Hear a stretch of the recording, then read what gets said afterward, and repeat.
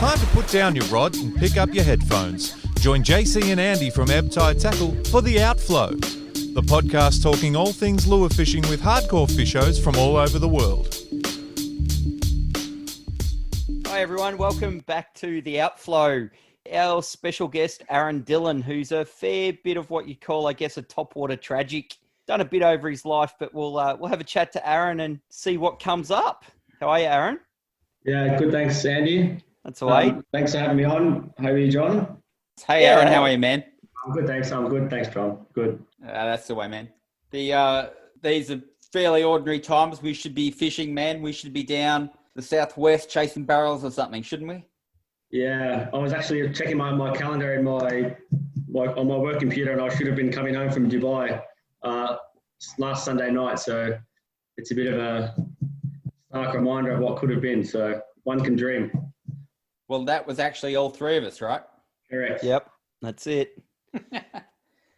For everyone listening, that was we had a bit of an ebb tide trip with No Boundaries Oman. We booked out the mothership and, of course, world events, that did not happen. But we know that Ed Nicholas and his wife Angela are out having a fish. Good on them. No clients. Can't have clients. And they are smashing big topwater AJs. And just a little bit of salt in the wounds, isn't it? Yeah, it burns a little bit, doesn't it? Yeah. Stoked for him, but yeah, it hurts. It's always nice to see other people catching fish, but you're right. It'd always be nicer if you're on the end of the rod or on the other side of that photo. But, hopefully it's a good sign of what's to come in future years for when we can finally get back there at some stage. Yeah, exactly right, man, for sure. Yeah, I was actually trolling through Facebook today and come across your topwater tuna from down southwest today, and I'm like, looked at the dates, and I'm like, it wasn't that long ago. I think the last time we were all fishing down there was in May, maybe the 4th or 15th or something. Yeah, that's something like that. Yeah, mid-May. Yeah. Well, we had that weekend, Aaron, where myself and Lydia, of course, you and Brad, right. We stayed a night in Port Fairy, Fishport Ferry on the Saturday. Then we zoomed over to Apollo Bay. That's the last blue water day I've done, I think. Oh no, I did one locally when the fish turned up here, which was literally before we got locked up. But yeah. Seems like a lifetime ago, that's for sure.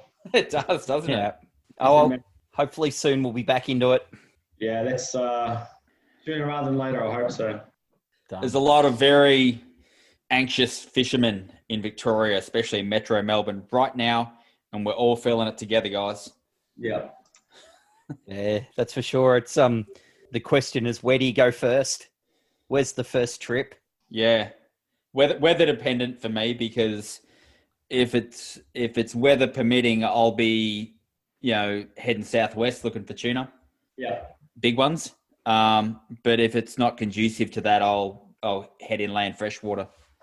Yeah. All depends. No local carp on the 10-weight fly, JC? Well, that'll be probably this weekend. A little bit more carp on fly. Actually, shout out to Mitchie Chapman. He's dropping off 5-weight tomorrow. No, stick with a 10. Haul him in. Give him hell. Yeah, it's like everyone's like, oh, they fight so good on fly. And it's like, no, they don't. Not on a 10-weight. Fancy us talking about this stuff, Aaron. Carp on fly, mate. Carp on fly. It's a far cry from topwater lures and popping and stick baiting. It's the other end of the spectrum. But maybe, who knows? It's probably a good idea for the next podcast. Carp on fly. Yeah. Or maybe even throw a little 15-gram popper or something. You never know. Imitation of a bread being skipped across the surface. Yeah. Little bread popper. Correct. Could be the trick. That opens up a whole new industry and sport. Well, the funny thing about it is, like, they are an undesirable fish. Well, I'm not going to pretend. I hate even touching them. Apologies to all our UK listeners right now. Yeah. Guys. Our UK listeners need to understand these things get kicked up the bank, because they are noxious pests, can't be returned to the water. So apologies in advance for that. But the going down to your local pond or waterway and you sit there and, you know, you don't even need polarizing glasses on, man. You can wait and see. They'll show themselves. Yeah. And by whatever means, if you're using spin gear with a little plastic or you're using a fly, it's sight casting. Yeah. It's that visual, putting a lure to a fish, putting it in the right spot, getting the eat, you know, it's still cool. Still top water fishing, right? So. Right. It gets a fix. Yeah. It's certainly better than nothing. I can promise you that. Yeah, that's it. Yeah. Well, one of the other fishing crew that we fish with often, Mr. Daniel Zeri, hit me up yesterday because we can do the 5K limit and crossover. Yeah. And he mentioned the word brim fishing, which I never thought would come out of his mouth. Yeah. Siri wants to brim fish. Yeah. He goes, let's go. So. There's a time and place for everything. So. There is. That's it. Exactly right. So. And I reckon it's important to realise, you know, we've all come from bait fishing. Yeah. We've all come from simple, you know, beginnings. Just because we like this style of fishing, I'm not closed off to other styles, man. You know, if it's a worm on a hook is what it takes to get it done, then hey, I'd sooner fish that way than not at all. Hey, I've seen you drop a bait while we're having lunch, John, when we're offshore for flatties. You have yes. Actually. Yep. I've done the odd offshore flatty drift. Yep. I like to call it the flathead drift of shame. Yeah. A lot of marlin fishermen do it, you know. Yeah, okay. On the way home, they stop on like the 50 line, load up with flatties. Days never wasted if you come over with a tank of flatties. So that's it. Oh man, that's my my old man, right? When we used to go saltwater fishing to Tathra, and we used to go a lot of school holidays, we went there. His measure of success was a clothes basket full of flathead. And tomorrow and the next day, it was the same measure. And like we would eat those fish hardcore whilst we're away, but he was determined to take as much of that home as he possibly could. Yeah. I remember one time we were at Tathra and it was my birthday. And I got the, you know, what do you want to do tomorrow? What do you want to do on your birthday? And I said, yeah, I want to go fishing, but I want to go to the reef. Yeah. And I distinctly remember I caught a parrotfish. Yeah. I caught a kingfish. Yeah. I caught a small gummy shark. And I was like in paradise. Yeah. It was all handline fishing, right? And then as soon as that had occurred, the old man said, right, now we're going flathead fishing. Just get it done. Yeah. That's how he rolled. Long as it happens. And as you said, everyone's come from that background anyway. Like we all grew up that way. Well, you probably do have the odd person, that their initiation to fishing could be walking straight into topwater. I think that does happen. Yeah. You know, they haven't grown up with fishing. Isn't not so much into topwater, but Toby McClure is a bit like that, isn't he, Andy? He walked straight into the brim and EP and estuary scene. I think he'd done a bit of trout stuff, but I think it was pretty much all lures. We'll have to quiz him out. Have to ask the big T-Mac. We're gonna have to get the T-Mac on. We will. He shout it out and call it how it is. He holds back. Yeah, he does. Aaron, where did you come from? Back in the bait days, like us, or? As a 3-year-old kid, my dad took me fishing under the Westgate Bridge. We used to go there a lot. fish under there, catching flathead. Actually, ironically, John. So you would have enjoyed that. We did a lot of surf fishing at down the Great Ocean Road at Eastern View. In particular, we always do day trips down there. My dad and I. So even down the 90 Mile Beach, we did a lot of surf fishing there. When I was, up until I was 18, when I couldn't drive, so I'd rely on Dad to go with Dad. Then after that, I think maybe when I was 19, I bought a tinny with a friend. We went Harvey's in a $1,500 tinny, and then that was my expose into bait fishing. Just fishing for snapper and flathead and stuff around Altona and Geelong and those areas. Then I discovered soft plastics, and that was probably when I really started lure fishing. And I fished plastics hard for maybe 3 or 4 years. snapper and trevally and that sort of stuff. Mostly snapper, of course, but Queenscliff trevally, fish in the cut. Queenscliff cut, yeah. Walking the jetties. Yeah, correct. Yeah. Don't tell anyone. That's a secret. Yeah. Yeah, that's a hot tip right there. I didn't want to interrupt you when you were kind of giving us the backstory there, but that bit you mentioned about flathead under the Westgate. Yeah. I take it you guys were eating them? Yeah. Well, because I've got some childhood photos with my dad and myself and my brother with holding those flathead at the front of our family home. Yeah, so they're kind of dead at this point. Yeah. I'm just contemplating the heavy metals that you probably consumed, like flathead under the Westgate, Now, they're not exactly a pelagic fish that are like, they're just showing up. They're probably fairly residential. Yeah. You may not do that today, but you may. I don't know. Definitely not. Well, I'm 35 now, so I would have been, 5, 6 or 7 then, so quite young. So hopefully the lead has been flushed out of my system, I hope.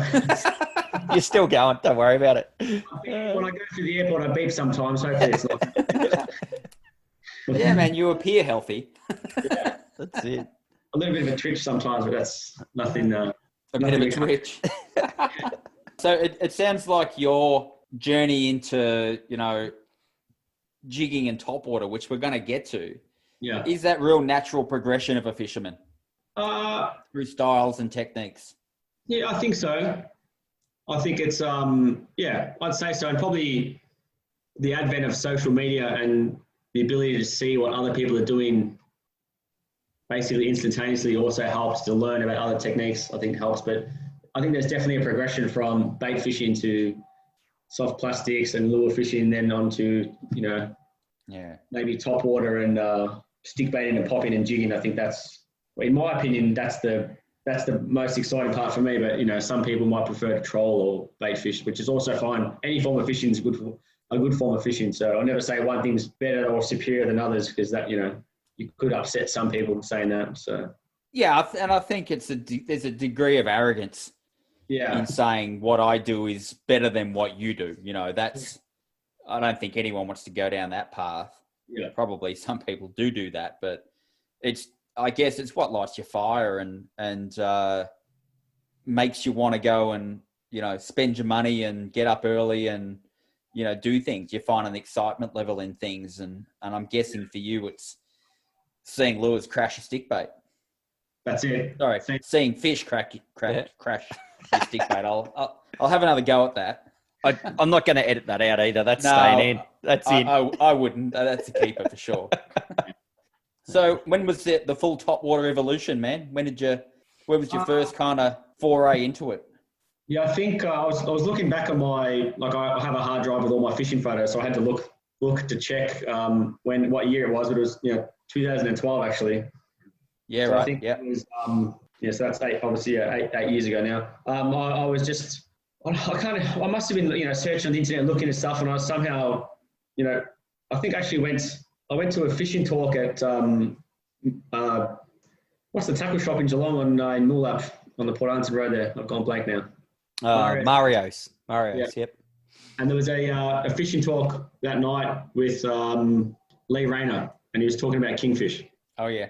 And the very next morning, I went out of Barwon Heads in my 12-foot tinny, and it was a nice flat, low winds, northerly day, so I could get out the front.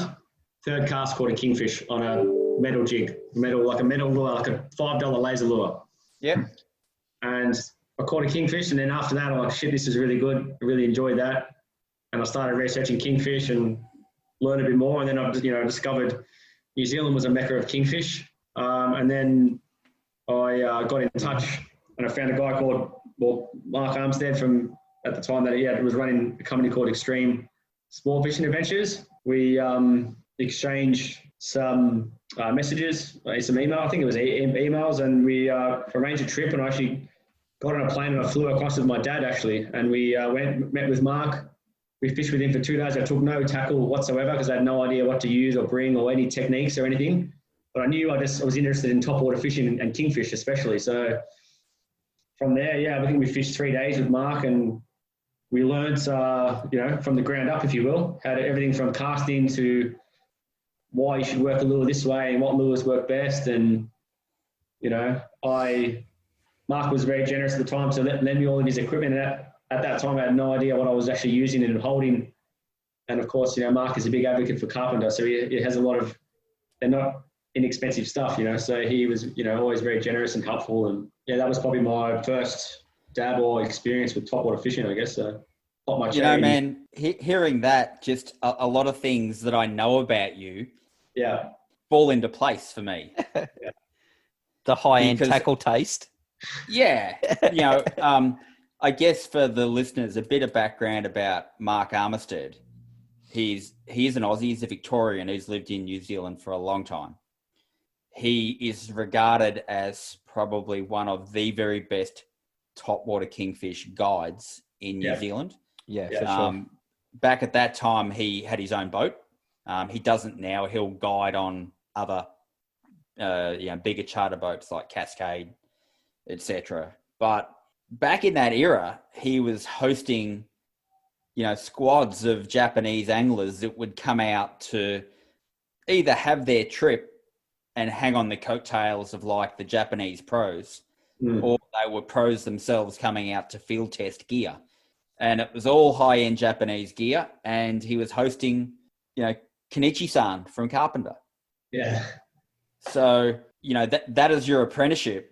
Yeah. I know why you like the things that you like. It's so obvious. Yeah. He, that's why I cut my teeth on using that equipment. I learned a lot, and, you know, thanks to Mark, he was always very generous with knowledge and tips and why and who, why, where's and how's, you know. So there was never, I always would ask him lots of questions, and even sometimes I just watch him fish and try and mimic his style. I think that's important. I always watch other anglers fish as well, because I only know what I know. So it's important to, study other people, learn from them, and make yourself a better fisherman, pick up a thing or two along the way. I think that's always important. You should learn every trip, something new to better yourself. So, yeah. Yeah, that's a massive one, isn't it? You just, you know, you go fishing and you watch what other people do, and, you know, you've only got to pick up one little thing for the day, and it can be a huge difference. And, you know, you roll it all together over the course of a couple of years, and it's a massive benefit of knowledge. Yeah, definitely. Yeah, that's a big one, man. I remember a day fishing with Orcats Amagari from Amagari Lures, and it was over at Oman, and it was a really slow day. And watching how Orcats does things and talking away. And I noticed he did this thing where he'd fire out a cast with a stick bait, and he'd work it really fast and really aggressively, like almost treat it like a pencil. Yeah. And then a third of the way back to the boat, like he's covered 2/3 of the water, he'd actually just dead stick the lure and then start to slowly work it to the boat. And I had a conversation with him about that. And he explained to me that it was a slow day technique, that things aren't happening, fish aren't responding, or, you know, they're not in the area. He's using that first 2/3 of the cast as a calling card. Yeah. Like he's trying to bring fish in and excite them from a wider area. Yeah. And then in the last third, he's trying to offer an easy meal because, you know, I've got your attention. You can still get it. It's still there if you want it. Yeah. And, you know, what was a really slow day, he actually raised one of those frickin', you know, VW bonnet GTs in terms of dimensions there. Yeah. And he literally ran out of water. Yeah. Boat side, but I reckon it was his technique that called that fish in. Yeah. But it arrived late, if that makes sense. Like the calling card had worked, but he just ran out of water. So those little 1%ers, man. Running out of water is something topwater fishermen happen quite often, I think. Yeah, it does, hey? Yeah. Many times I've certainly had that happen. So, you know. You know, there's one thing I've been taking notice of lately. I don't know if it originates from there, but the muskie fishermen in the US and it's creeping into a lot of the largemouth bass guys and smallmouth bass guys figure eighting at the boat. Yeah. So that they've got that scenario where a fish has followed them right to the boat. They've seen it. They don't take the lure out of the water. They go from their retrieve into these figure eights, and the whole premise is don't let the fish realize it's beside the boat. Just keep his attention on the lure, keep him locked on the lure, and a lot of the time, well, not all the time, but a lot of the time, they bite. Yeah. That's going to be a lot harder with a GT. but sure. you know, you see people do that slappy water thing. Yeah. Do you know what I mean? Yeah, that's it. And there'll be some smashed up gear too, doing that with GTs. Oh yeah. If you get the boat, you're like, uh-oh. Yeah. Look, if they go under the boat, you're going to snap a rod. Yeah, it just got real. That's the difference here. Yeah. Definitely.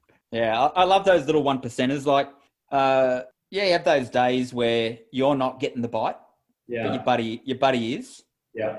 I start looking really close, like the pace of the retrieve, the twitch of the rod tip. Like, what is different? Like, obviously there's a lure. Like, you might be fishing a different lure, but what are they doing differently? Because tuna and king some days can be such subtle differences that excite them or don't excite them. Yeah, definitely. It's just a bit, you're spot on, JC. Like, so it's the slightest thing, different retrieve or different speed or something that just entices the bite, and then, well, we know what happens after that, right? So confidence as well.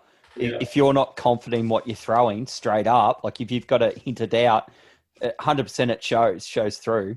You know, example of that, one day you and I fished Aaron, and Aaron, first tuna lure, like reaches for a popper every time. Yeah. Straight up. And like 90% of guys would be like, stick bait, stick bait, stick bait. Aaron's like, nah, got to get the popper eat. It's way better. One popper eat's worth 100 on stick baits. 100%. Funny you say that about tuna and poppers. When they are being assholes, I rate poppers, man. Yeah. Yep, for sure. I would never give up on a day when they're being difficult now without tying on a popper. Yeah. I've seen it time and time again now.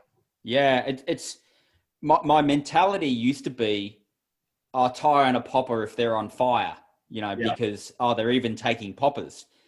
I don't think that's the case, man. I think there's an aspect of the way a popper works that actually excites them into a bite when they're being difficult. Yeah. Oh, there was a session in January this year. I was fishing down in Portland, actually, with my dad come out in my new boat for the first time. He actually moved to Portland, so he come out for the first time with myself and Dillon Pace for a day of topwater. And that day we got over 45 fish. So it was a perfect day for my dad to come. My dad hooked a couple himself, and he fought plenty of fish, and he got to watch Dillon and I, but catch a lot of fish as well. But what we were doing is I was throwing a popper. When the bite was slow, I'd throw a popper, excite the fish, and Dillon would cast his stick bait basically right behind me, and I'd, almost tease them up, and we'd both get double hookups because the popper would excite them, and behind the popper there's a stick bait moving, so it was just a free for all. And that was a really deadly technique, actually, which we'll definitely be using again when we can get back out in the water. I think that was effective. Yeah. Now, I saw you that day, right? Correct. Yep, that's right. I called you over. That's right. Yeah. You were so there's a funny story to that. Yeah. I started that day pre-dawn out of Portland. Yeah. And it was pretty quiet. I don't think we went all the way down to the area. I don't think there's any secret. We're at Julia Reef, right? We didn't go down that far during the morning, and we made the call to pull the boat out, go back to Port Fairy where we were actually camping, summer holiday kind of thing. We put the boat in after lunch at Port Fairy, intending to fish, that fertile 40, 50 metre line out in front of Port Fairy. Like, you nearly always find fish there. Yeah. And then we got the call from you. Yeah. And then I think you literally called my mobile phone. Yeah. And then we found ourselves blasting all the way to Julia Reef from Port Fairy. Like, we've covered all of this coast today. That was a mad session. Yeah, it was good. Plenty of fish. We would have caught over 40 fish, and in anyone's book, that's about as good as it gets in Victoria for topwater fishing. But obviously, later that month, we all know what happened. There was crazy numbers of fish, but that's, we'll probably get to that a bit later, I guess so. As good as it gets, but it got better. Yeah, that's it. You know, I still dream about those days now, you know. Oh, yeah. How relevant are those days now when you can't go fishing, man? You know, we fished 3 days in a row, and some days during those periods we were, you know, a bit sore and tired. I will pull the pin. I'm like, no, come on, guys, keep fishing, because who knows how long this can last. So, yeah. Yeah.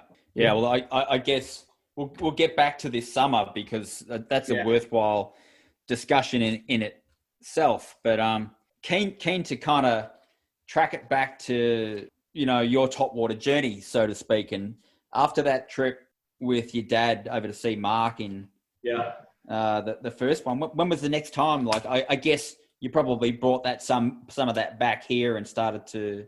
Yeah, I think I actually I definitely brought it back here, and then after that I slowly started to buy topwater gear, buy a casting rod.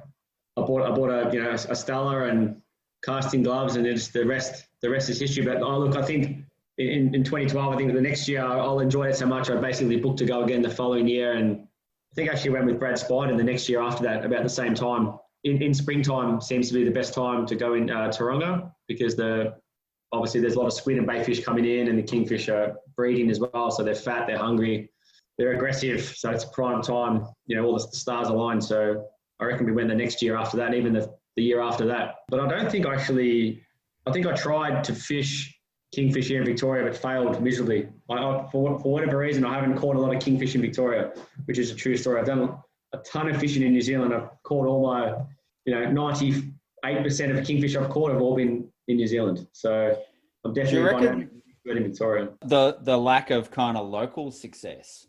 Yeah. Does it relate into this category or this category? And what I'm going to put to you is it because you couldn't find them, or because they weren't responding to topwater techniques? Couldn't find them. Yeah. So it's harder to catch the fish you can't find, obviously. Correct. And I still think the fish in Victoria react totally different to New Zealand. I'll give you a perfect example. In New Zealand, you throw a lure, and obviously the lure hits the water and splashes. The kingfish will actually come looking for and what's that noise? And they'll come looking at it. They're quite inquisitive. I'm convinced in Australia, especially in Victoria, the kingfish are scared of their own freaking shadows sometimes. I think in pressured spots, where they've been there for a while, they wise up, man. Yeah. They're actually a very smart fish. They're very inquisitive, but that doesn't make them dumb. Yeah, they learn fast, that's for sure. They learn really fast. Even, my last New Zealand trip where we smashed them, we had a great couple of days land-based, but Jake, my mate over there from Locab, he actually made the comment after 2 days, they're wising up to us. Yeah. So it's interesting, isn't it? How quick it can happen. Like, that's a perception thing that they're wising up, but I think there's a lot of merit to it, man. So yeah, look, for sure, a topwater Victorian king is worth more than one in New Zealand. I think that's a fair comment. Without a doubt, definitely. Hands off to the guys that do them consistently in Victoria, without a doubt. Yeah, for sure. And probably, I'd reckon the guy who produces the most kings by any method, but certainly his share on top would be Scotty Gray. Can you think of anyone else that has that level of consistency that we know of, at least? Yeah, not that's out there, putting it out. Yeah. Social media wise and stuff. There's a few very, very well regarded anglers that are, probably in the older generation. I might get shot for saying that, but they don't put their stuff up on social media and that kind of thing. But I think they're fishing different ways, different methods, and targeting, that one fish. Yeah. That one beast. If we're just talking straight out kingfish on top, it's I'm just changing the pace a bit. If we were just talking straight out kingfish, it'd probably be very hard to go past Gwayne Blake. Yeah. Man, the guy hunts them relentlessly and produces with such regularity. Yeah. But he doesn't dedicate a lot of time to top water. He doesn't care. I think he likes it, but he doesn't care. Yeah. Just likes to catch them. Yeah. Yeah. So you eventually, Aaron, did the full thing, the Ranfurly Banks. Yeah. So when obviously I'd go there with Mark, he'd always tell me, "Oh, you got to come and do a Ranfurly Banks trip." I'm like, I had no idea what the hell he was talking about at the time. I just agreed, so it sounds good, I'll do it. I obviously went home and researched it and looked it up, and then obviously those kind of trips you need to get a crew together, and Mark was always going every year, and I think Mark's done, I don't know, he probably would have done at least 20 trips, if not more, to the banks. So he's as good as, you could just give him the boat and he can drive the boat. He knows exactly where to fish. He doesn't need a captain, or he doesn't need people to tell him where to fish. You give him the maps, he knows where to fish, why, how, what reason, what drift, what tides. He knows all that. But we went and he invited me with his crew. That there's a tight-knit crew that go year on, year out. They're really a great bunch of guys, and I've learned a stack from them as well.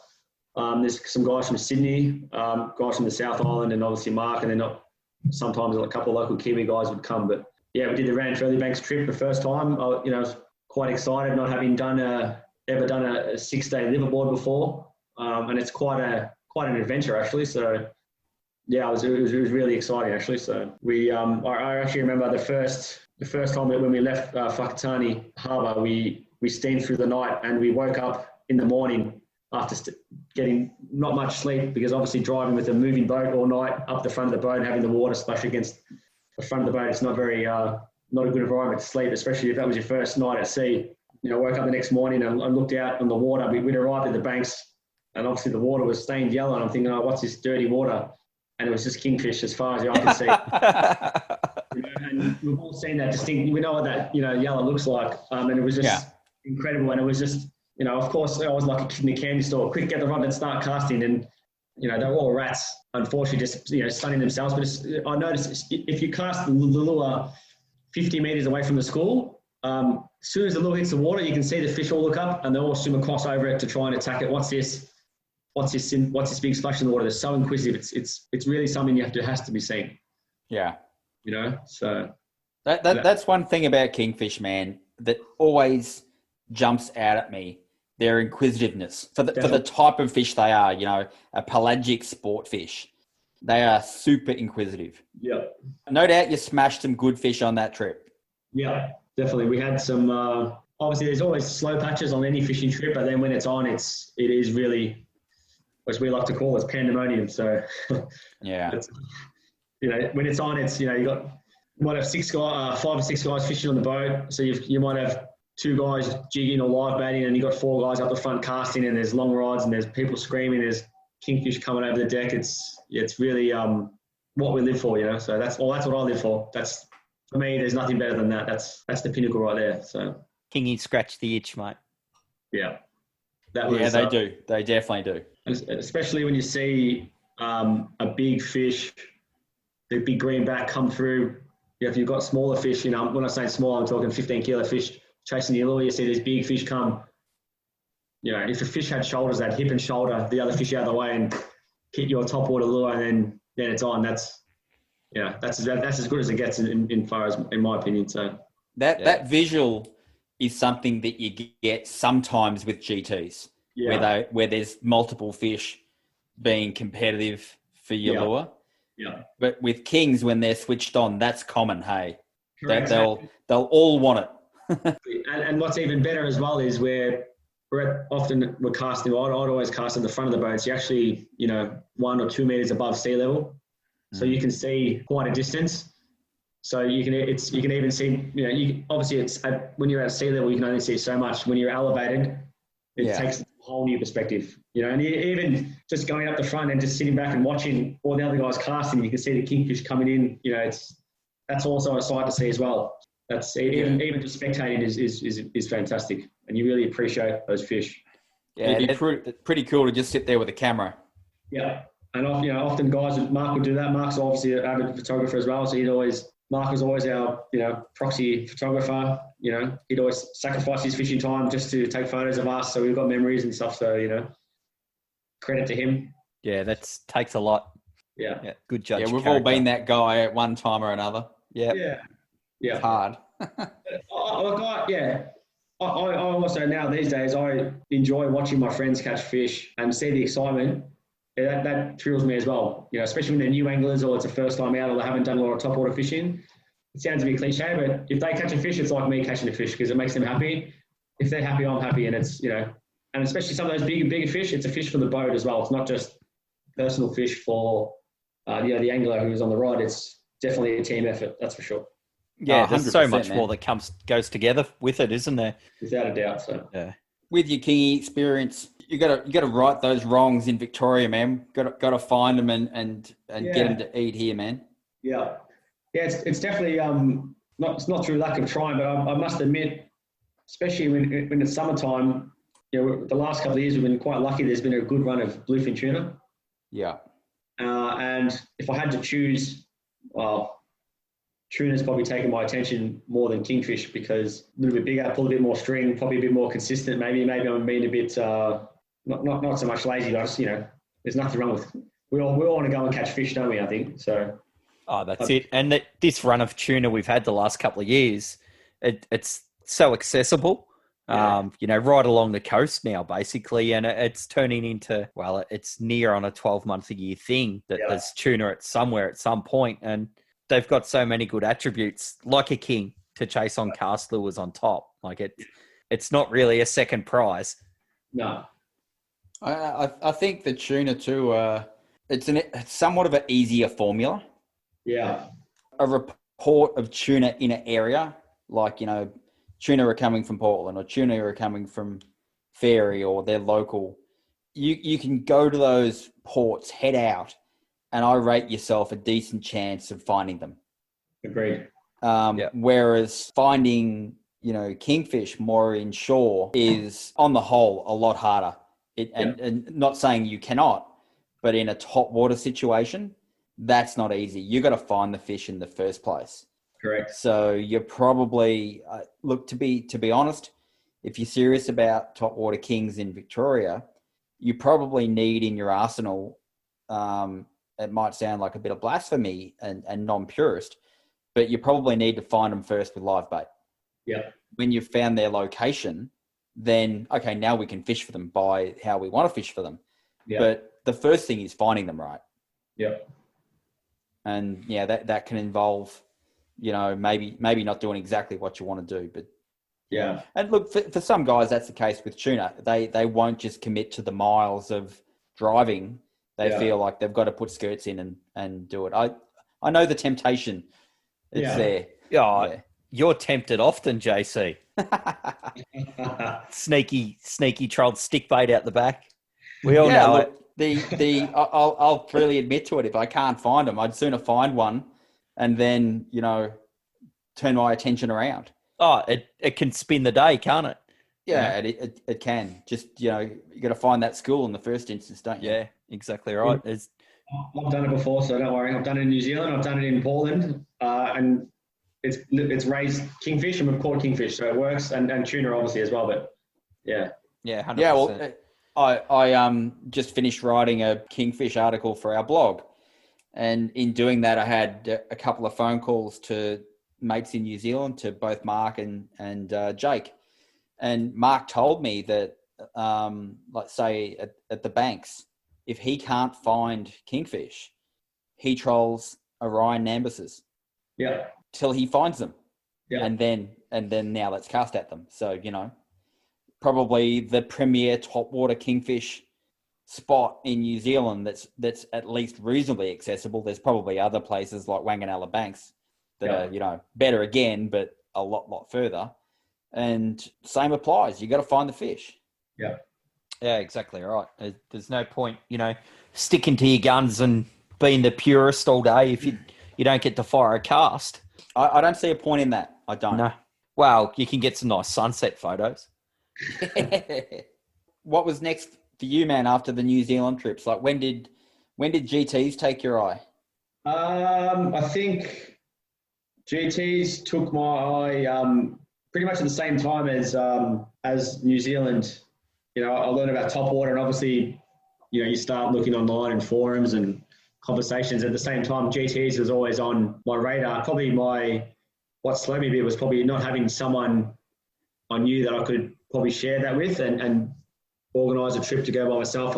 Knowing what I know now, you can go on any trip, even solo, and you're going to make friends for life. That it doesn't matter what your job is or where you come from, your age or whatever. You have a common interest, and that's topwater. As soon as you know someone who likes topwater, you can hit it off, and your mates, you talk for hours. So I think that was probably one of the reasons. Took a while, but I think my first trip to Oman doing GTs was in 2017, maybe. So that was my first crack at GTs ever. So, and you went solo on that trip, like you didn't go with a bunch of mates, kind of thing. One other friend, yeah. So I went with one person from Australia, and actually we met another. We were paired up with another Australian guy named Craig Robinson, who we were supposed to fish with last week as well. Yeah. Craig's originally from Queensland. He is a top bloke. We still keep in touch to this day. We actually went on our second trip together to Oman. We fished together, and he absolutely schooled me that trip. And what an angler! But Craig, right now he lives in Egypt, but at the time I think he was living in the States, and he's a boat captain for pleasure cruises and 60-meter boats, and the rich and famous of the States and South America. So, but right now he's in Egypt. But yeah, that's a good example of people you meet fishing as well. So yeah. Yeah, it's funny that whole thing about going on a trip like that, like committing to an expensive venture to go and fish in another country with people that you don't know. I could say hand on heart that you're going to have a good time, but there's always that fear that I don't know these guys and I've chosen to go with a bunch of dicks. Yeah. That's just a bit of a fear. Yeah, sure. Yeah. On the whole, that doesn't generally happen. No. Definitely not. It's most people are good guys, I think. There's always a few bad eggs that ruin it, but for the most part, everyone's good guys, and you get along, and you learn from each other, like we were discussing earlier, and you just have a good time, and you're there to fish. Yeah, I think that in the topwater world, there's definitely some egos. Let's not pretend that there's not.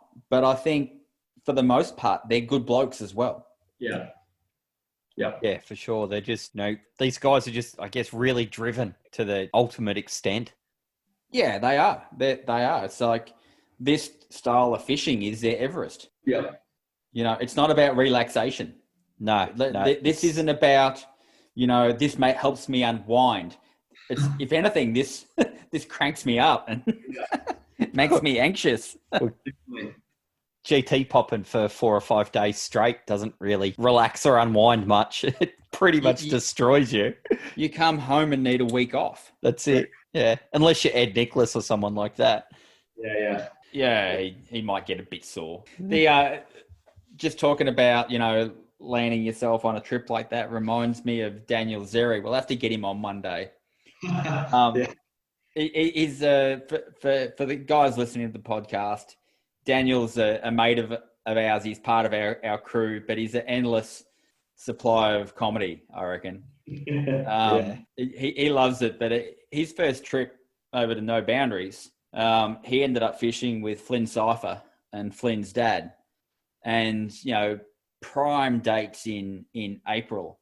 And Ed thought he was an experienced GT guy at that point. And he basically allowed him on the trip on that premise.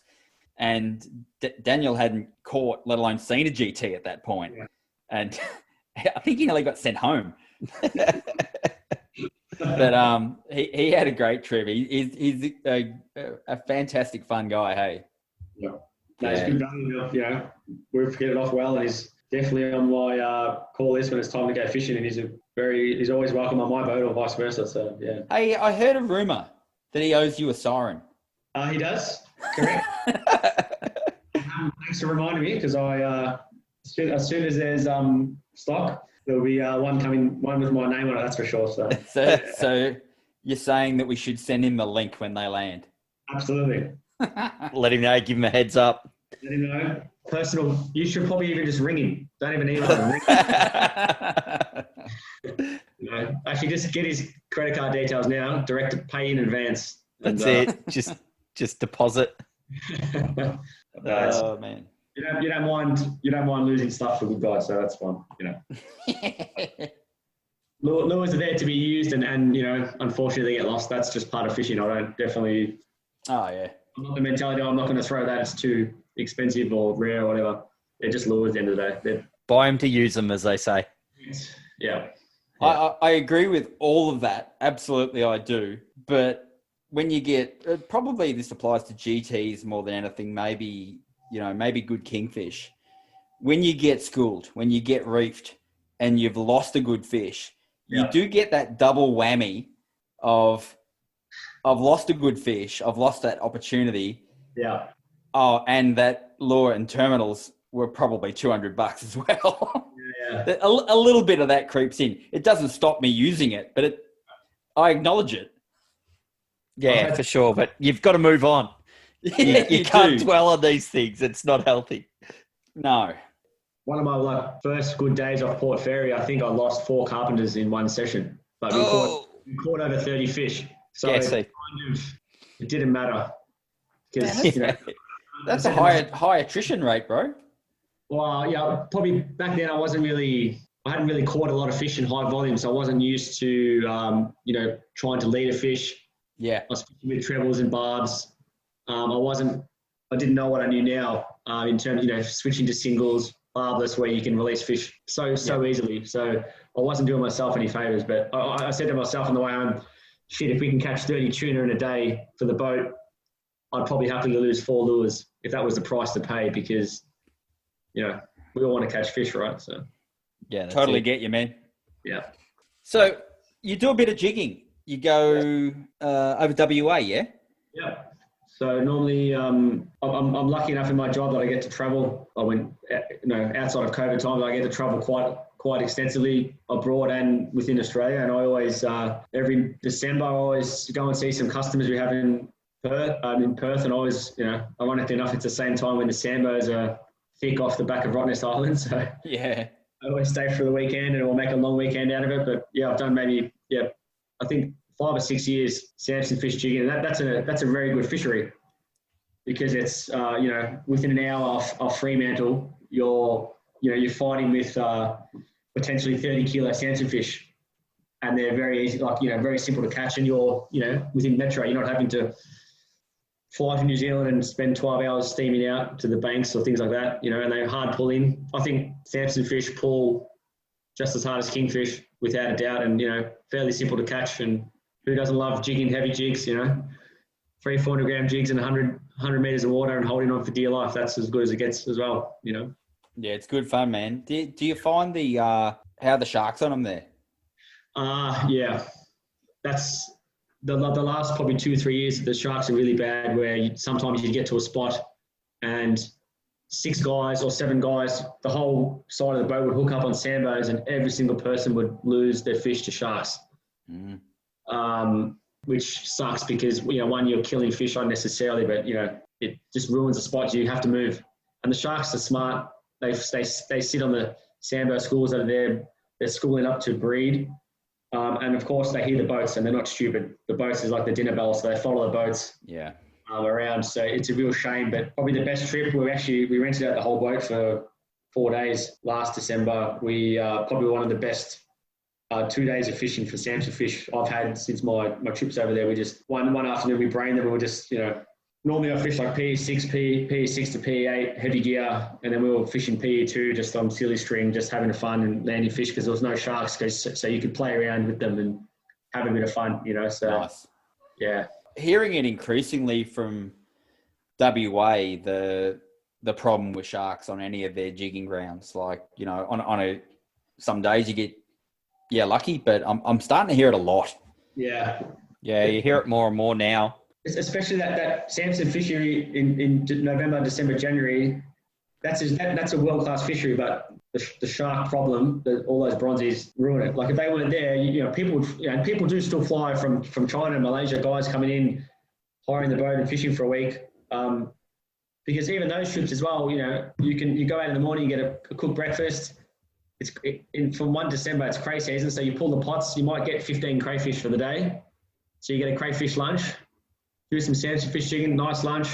You're back home by 3 o'clock, and you can do it all again the next day, and you've probably got a couple of crayfish to take home. So it's very easy, and it's simple fishing. It's not hard, and anyone can do it, So it's a pretty good entry level. That sounds a bit easier. I've only done sandbows once. Yeah. And that was out of Port Lincoln. Okay. With Big Ash from Arno Bay. Yeah.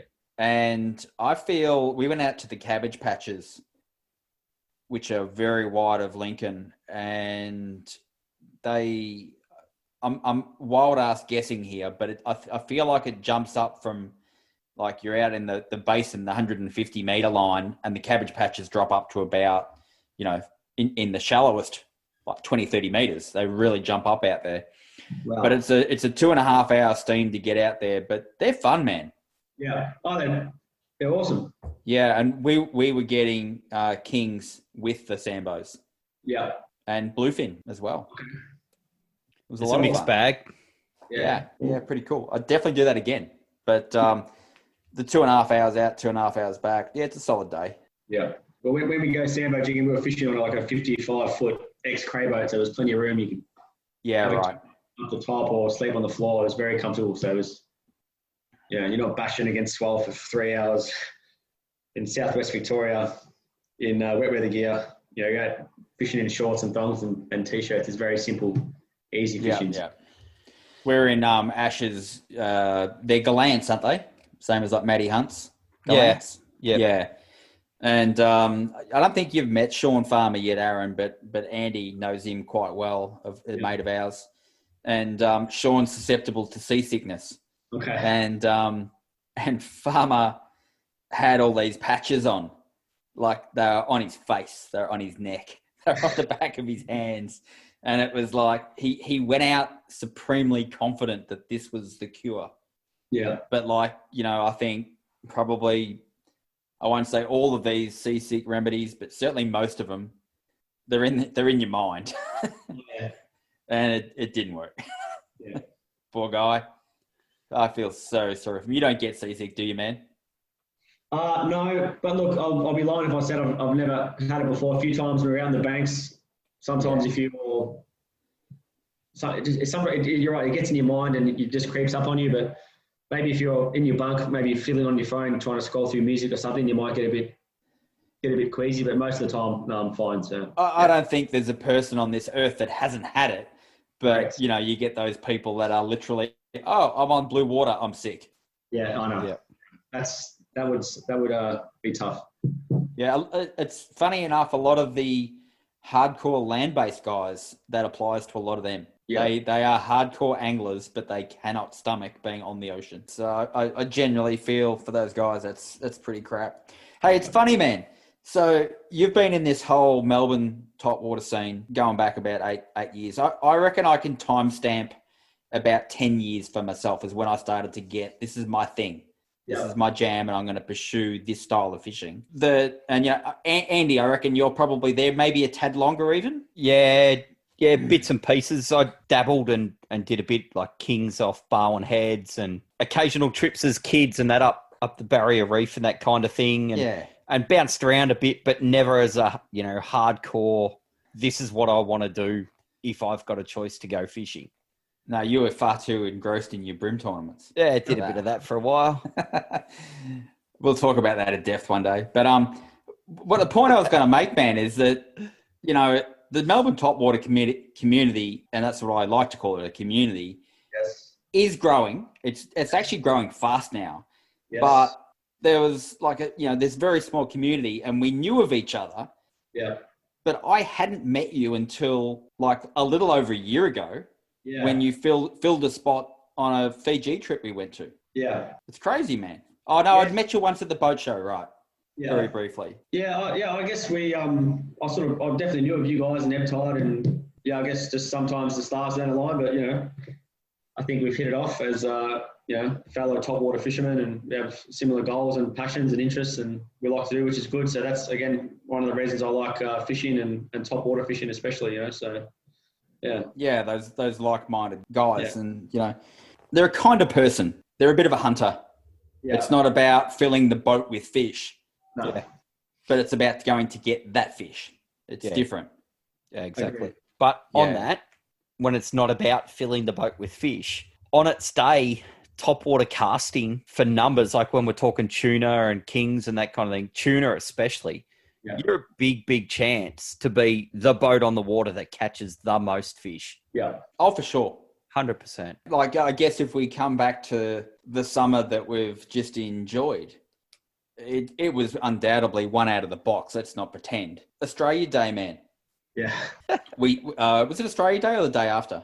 Uh, I think it was Australia Day. Weekend, yeah. Yeah, so we're talking about a day there where you lost count and it was something like 150 bluefin tuna on topwater. Hand on my heart, I don't add any mayonnaise to my stories, but that day was so good. We were pulling hooks off our lures and just throwing lures and just watching the fish throw themselves at the lures, pushing each other out the way. And at one stage, we were fishing 2 boats next to us, and there was 2 people in each boat, and we were casting 4 lures with no hooks on them, and just 4 lures in a row, like almost like a school of stick baits, if you will, with tuna just, jumping over like stuff you see on, National Geographic. It was something I'll never forget, and to be able to do, and we were lucky enough to do that out of basically our home ports, so it was. Yeah, how cool is that to do it out of your own ramps, man? Like, did you launch at Barwon Heads that day? Yep. Yeah, that's amazing, man. It was every day we launched at Barwon Heads. I was down in my caravan in Port Arlington like I do most summers, and we heard whispers of tuna, and naturally we have to go check it out. And I always pack my topwater gear when I go away anywhere, just in case. Like any topwater angler, I have to be prepared. But yeah, we got the call for some mates, and yeah, the rest is history. So it's a funny little thing that you get that whisper of this or you whisper of that, and when it's on, doesn't that escalate quickly? Yeah. Yeah, but like those days, everyone was catching fish. It was the fish was thick. It was amazing. Like this, it was really hard to describe. And I hope it becomes a common occurrence for us. Each year, and as long as we all respect the fishery as well, don't abuse it and take care of it. So and when it's like that, it's definitely the topwater community, like you said, John, is going to grow exponentially because. You're seeing a lot more guys that are getting it. They're getting the bug. They're going beyond, I troll for tuna, but I have a casting rod in case there's a bust up. Correct. They're actually going out and leaving the trolling gear in the rod holders because they see that, there's birds. We can pursue that. We can chase these fish. And it's how it begins for people, right? Yeah, that's it. And it's probably the hardest. Like if you said, what is the hardest way to catch a fish on topwater? Is to go out, troll, and take a topwater outfit and go, I'll do a bit of both. Yeah, up against it to start with. It's so hard. You just got to balls up and do it. It's completely different to the scenario of there is no life. Yeah. Or the life is that spread out that, I need to find these fish. I get that conundrum, but, if you can find the fish, forget the trolling. Yeah, 100%. I remember when we launched in the morning with all of our long casting rods, people would look at us funny like we were strange or aliens. What are you doing with these rods? And often, you get back to the ramp and people come and talk to you and you show them the gear and it's like you've shown them how to make fire or something sometimes. It's that's cool because everyone's different, so I'm always happy to chat to people and show people, and it's amazing. People say, "Hey, you can't catch big fish on those light rods or whippy rods and stuff like that." But it's so funny, man. It's like turn up to a boat ramp in Victoria with a center console and a bunch of casting gear, and you've got a conversation about to happen at the boat ramp, haven't you? Yeah, and that's cool. That's I'm happy to share. I'm happy to share my passion for topwater and teach people and educate people. The more the merrier, I guess. I'm ecstatic about it. Man. I guess, take it back to the US experience with like Cape Cod. They all used to troll. Correct. It's what they did. And I'm not saying it's just Sammy Gandor, but we know of Sammy, and Sammy with his Japanese clients and with himself started to push that, and they hated him, man. He got death threats, people wanting to jump on his boat because he's getting in the way of them pulling their lures. Now they all do it. Yeah. To a certain extent as well, when it gets a bit busy off Paul and we try and pull up to a school or a work up and we stop and start casting, you've got boats trolling and circling on the outside of the school. You're not on their Christmas card list, that's for sure. I think the sooner people start casting, they'll probably understand, and you can actually probably work together, and as a collective community, more fish will get caught. Definitely. It's funny that it's on some occasions, that you're in the right and everyone can have a shot at these fish. Yeah. On other occasions, you'll know that guys are just being a dick and they're trying to do tight circles and just keep their their skirts over these fish, no matter what. And it wouldn't matter if you were casting or another boat trolling. They're just not letting anyone in. Yeah. Yeah, that's it. It's often at the detriment to the entire school, and you know, 100%, man. you know, they don't generally catch fish doing that. You know, they push that too far and they put them down. And What school of fish is going to enjoy having a 250 horsepower engine drive through the middle of it? And then cut hard laps on it. yeah, Yeah, but you definitely got to be conscious of it. Like, you know, whether you're casting or you're dropping jigs or you're going to feed back a dead pilchard or you're trolling, you've got to be conscious of every other user. Or now we've got guys jumping in with spears. Yep. As long as the bite, like it was Australia this year, there's fish everywhere, so it didn't matter. So you could find your own passion. Yeah. You know, one of those days we had a 3-hour drift, and it was a fisher cast for 3 hours, and we had no other boats around us. It's crazy, isn't it? It's a phenomenal biomass of fish. Yeah. You know, it was that day we started with a triple hookup. All three of us casted, boom, all three of us on. And finished the day, we're like, okay, we're going to stop catching tuna when all three of us are hooked up at the same time. And like 10 minutes later, it happened. We all hooked up and like, oh shit, we need to probably finish now. We've got to go in. No, don't go. But you know, like, it was that consistent. Like, when can you say you can call a triple hookup or a double hookup, or you know? And it's on days like that you kind of don't want to stop and kill a fish. No, of course not. Because to do justice to that fish, you're out for the next 10, 15 minutes, you know? Yeah, that's it. And that bites on. So that's always a bit of a juggle of, you know, I probably like to bring back a fish each trip, or it got so consistent last year. Andy and I were going like, you know, I'll share one with you, man, because we've just finished one. Yeah. And I could do justice to a fillet. Take what you need and, you know, as you said, look after it, do it justice. Yeah. Yes. I think I've got my last couple of bags in the freezer, and I think I'm going to crack them out and smoke them. Yeah. I think they're probably okay, but they start to look less appetizing. Yeah. You know, now in October, it's probably time for the smoker for them.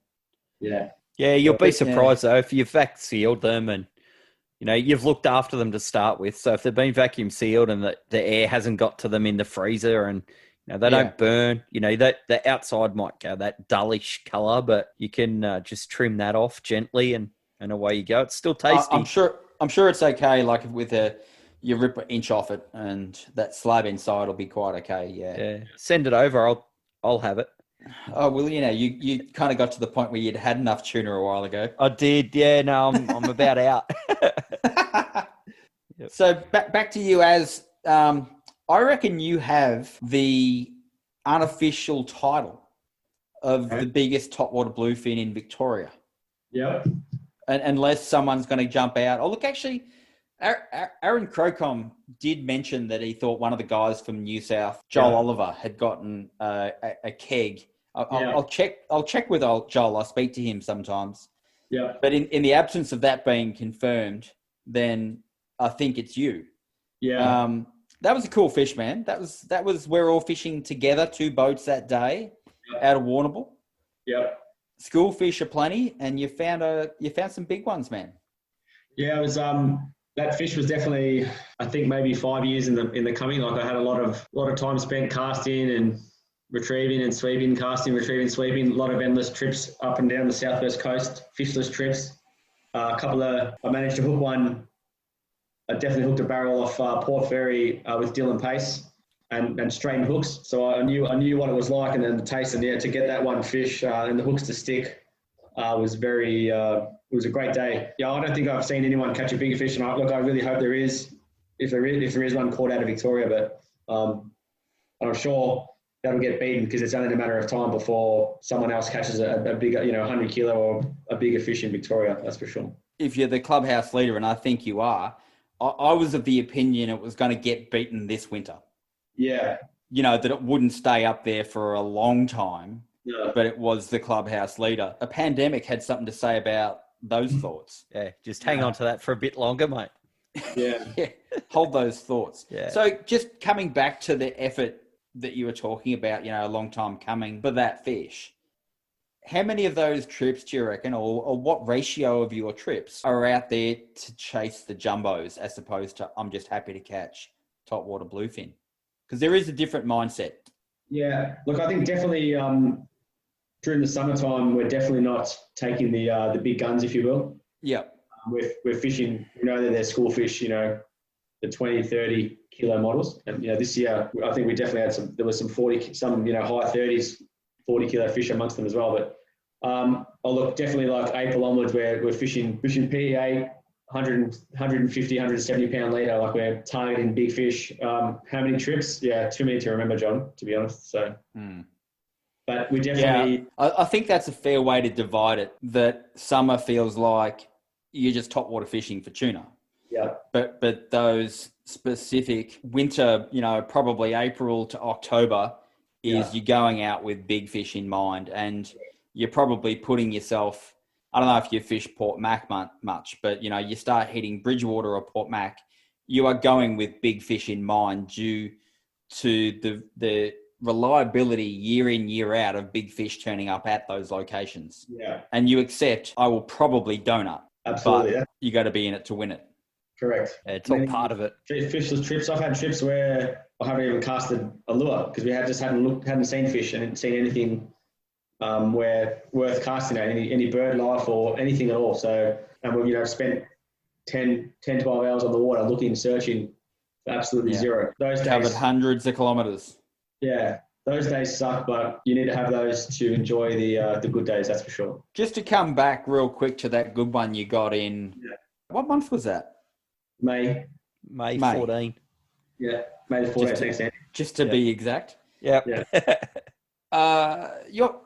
You knocked that fish over pretty quick. Now, we're talking a fish that was, forgive me if I'm wrong, 67 kilos cleaned.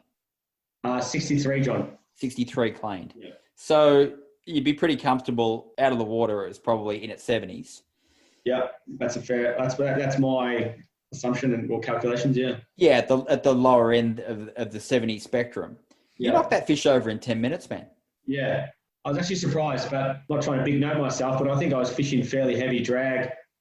We didn't give it much, we didn't give it much room to play. It only did one big run. It wasn't like gut hooked or down its gobs. There was no reason why I wouldn't fight hard. I just, I think I was fishing really reasonably heavy, so, which in the end I was bloody lucky because I was, I'll be honest, I was hurting even after 10 minutes. So to have to fight a fish for an hour or something, there's a, different respect goes out to guys, Sammy and those guys in the States that do, well, those guys knock fish over in 15, 20 minutes. So they're just animals, but.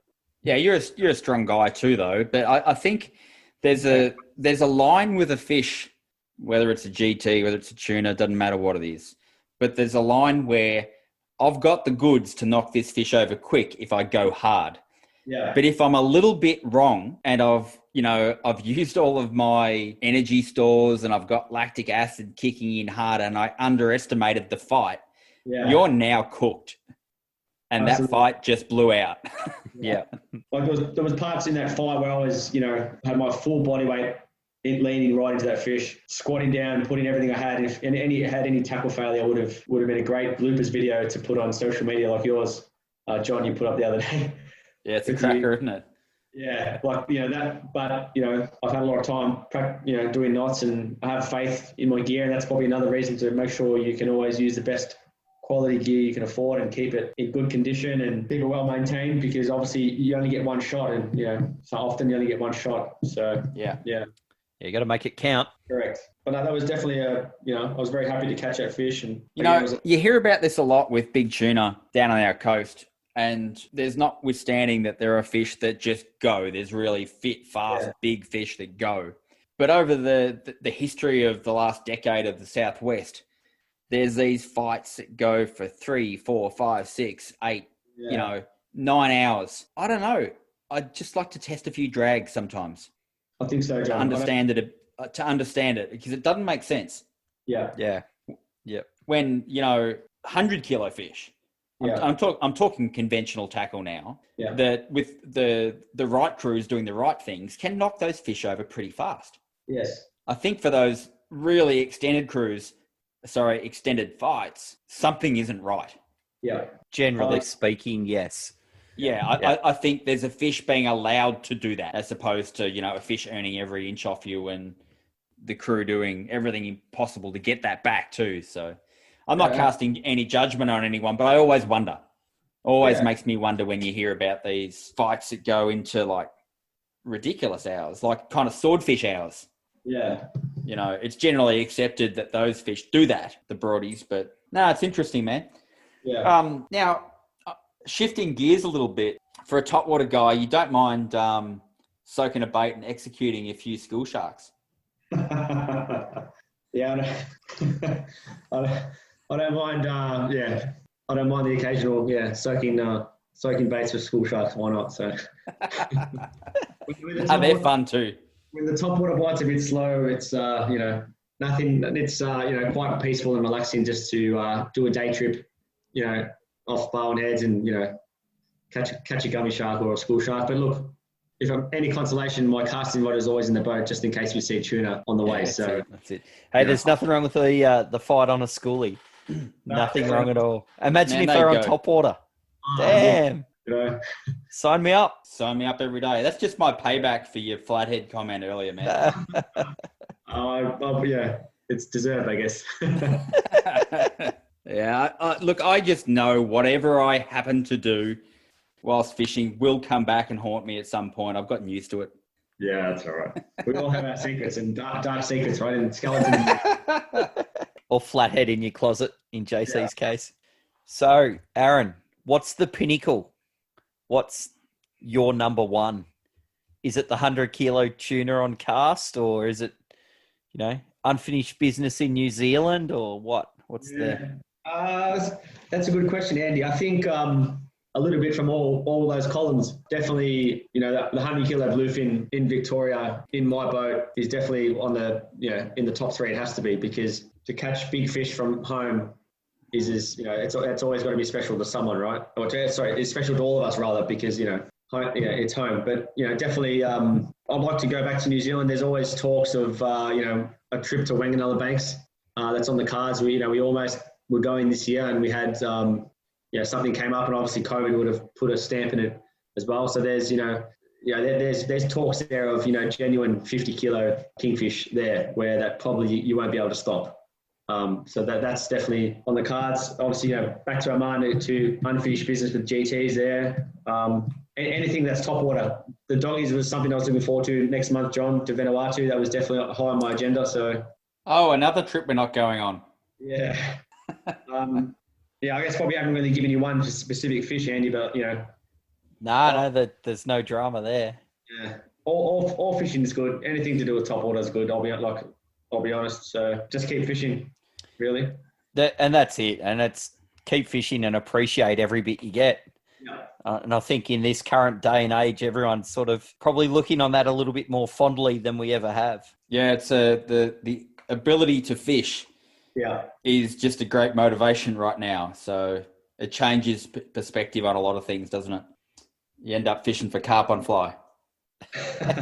Indeed. Yeah. Oh, top water. That's all right. It's No, man, I rate it. I really do. I don't want to make it my thing, but if that's all I've got right now, I'll do it. Better than nothing, right? All right, Aaron. Thank you, man. That's been a pretty mad chat, and we hope to see you as soon as these restrictions ease, mate, and we can get back out on the water and start doing what we want to do. Definitely. Thanks for having me, JC and Andy. It was a privilege to be asked to be on the show. I enjoyed my time. It's we can't fish, but it's always good just to talk about fishing is a close second. And like you said, I look forward to seeing you both very soon for a fish and a cast. 100%, man. And don't sell yourself short, man. You're in good company up there with the guests that we've had so far. So thanks, man. I appreciate it. Exactly. We'll have you back on. We'll do that 100-kilo tuna on Top Talk soon. The debrief sounds good. That's Book it in. Thank you for listening to The Outflow by Ebb Tide Tackle. Subscribe to the podcast to listen to other episodes and stay up to date with new releases. And don't forget to rate and review.